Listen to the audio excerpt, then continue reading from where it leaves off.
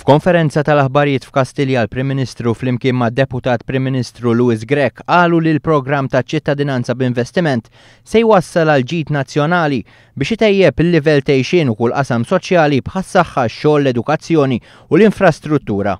Ħajkonna b'1000 miljun programmi ta' fejda l-pajjiżna.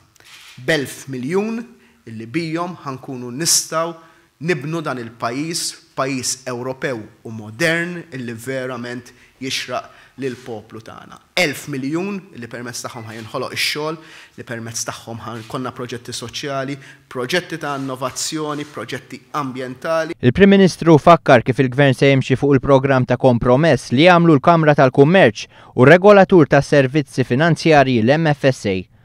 Sostna li l-Gvern irrispetta trattati Ewropej, iżda kien elett biex itejjeb lejxin u permezz tal-programm ta' ċittadinanza b'investiment se jsir dan.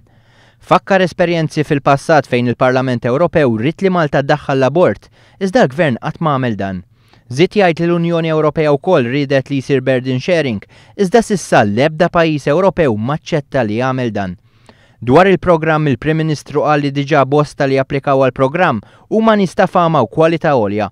Għaldaqstant il-poplu se jkun jaf x'livell ta' nies applikaw għall-programm li se jbiddel id-direzzjoni ekonomika tal-pajjiż.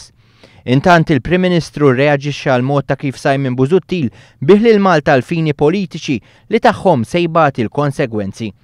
F'dan kollu ma kienx hemm beħ ta' ċittadinanza, aħna qegħdin nitkellmu dwar ċittadinanza b'investiment.